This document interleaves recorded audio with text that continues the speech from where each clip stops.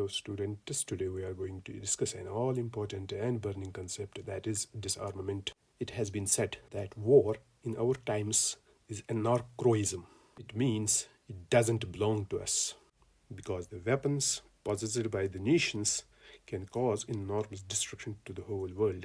Since it pertains to international relations, it is the job of the political science students to explore ways and means to get rid of this menace.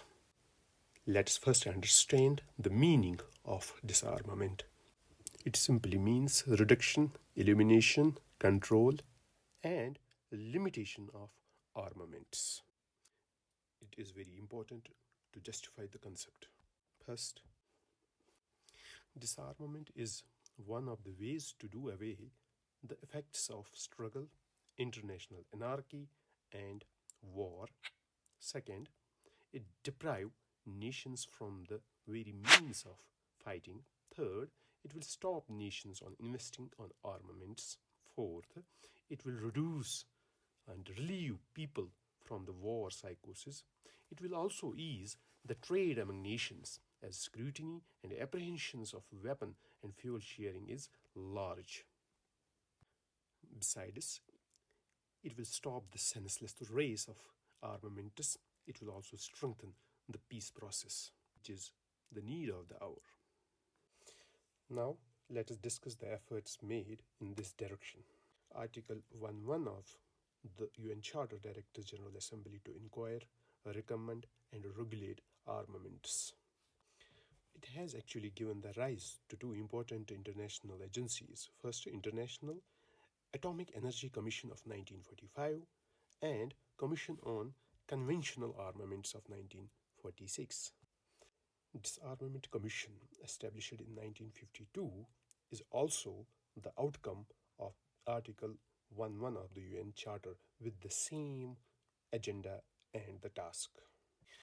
In 1953, we get to see a plan proposed by the then US President Eisenhower, popularly known as Atom for Peace Plan, with an underlying objective to use the atomic fuel for peaceful purposes. After a gap of decade, in 1963, Partial Test Ban Treaty, popularly known as PTBT, was commissioned with an objective to ban test of nuclear weapons in space, in atmosphere, and underwater. But it has to be remembered that the underground testing was not prohibited under this treaty. Then came the NPT, or the Non-Proliferation Treaty, joined by 191 countries in 1968 in Switzerland, which is a multilateral treaty. It has been considered as the most successful treaty and has banned the possession of nuclear weapons by the member states except the 5 permanent members of the Security Council. It has to be noted here that India, Pakistan, Israel, and South Sudan has not signed NPT till date. North Korea was the member of the NPT, but it withdrew in 2003. Again, in 1972, a treaty called as Biological Weapons Convention was signed.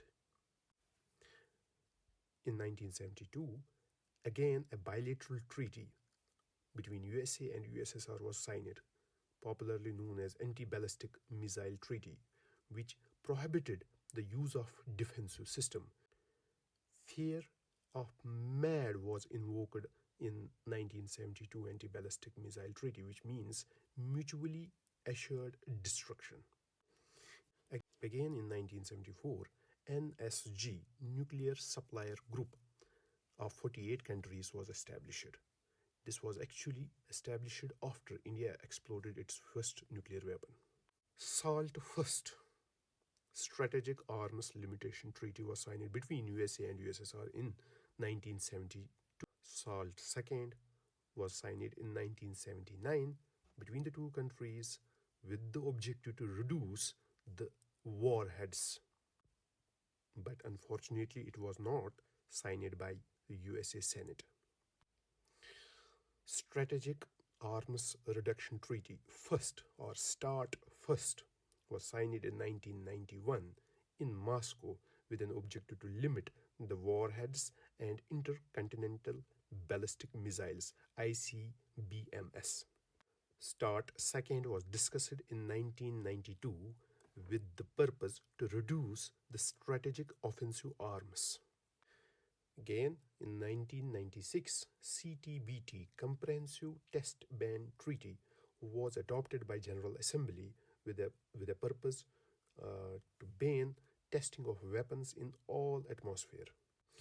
Unfortunately, it never came into force because USA, China, India, Pakistan, Israel, North Korea, Iran did not ratify the CTBT. Ban on landmines treaty was signed in 1997.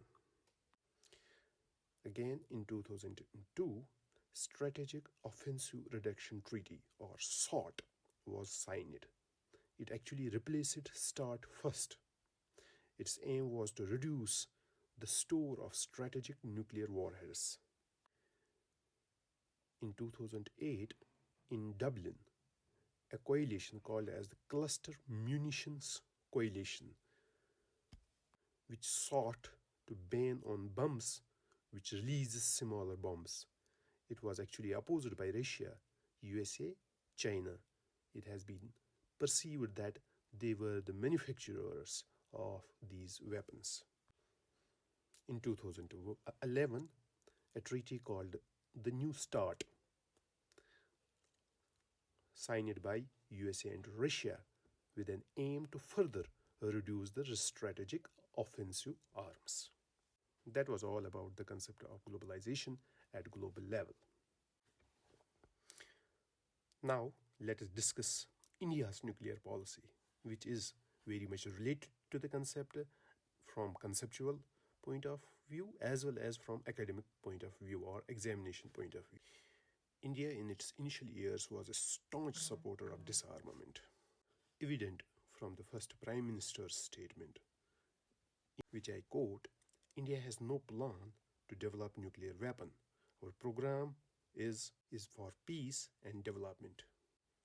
India also supported UN Nuclear Energy Commission for peaceful use of nuclear fuel in 1950. India's nuclear policy came to fore in 1954 when it appealed to the world community to ban all nuclear weapons and their tests. In 1963, India supported and became the party to Partial Test Ban Treaty (PTBT). But a shift was seen in 1974 when it conducted its first nuclear test called as Smiling Buddha. But India continued its support for disarmament, evident in 1978 when it proposed negotiation for international convention that would prohibit the use or threat of use of nuclear weapons. In 1982, India called for nuclear freeze. In 1988 again, the then Prime Minister Rajiv Gandhi proposed the action plan for the global disarmament. Now let us see India's nuclear policy. India has made it very clear that our nuclear policy is a peaceful nuclear policy. Second, it is unacceptable that few to hold nuclear weapons and banning the rest. So it demanded a complete global disarmament policy. Third, India has made clear that it will never ever use its nuclear weapons against any non-nuclear weapon state. Fourth, policy of minimum credible deterrence, which means discouraging the nuclear weapon states to use nuclear weapons against India. Sixth, India has made clear that our nuclear policy is to deter China-Pakistan nuclear nexus. Lastly, no first-to-use policy as the cardinal principle of India's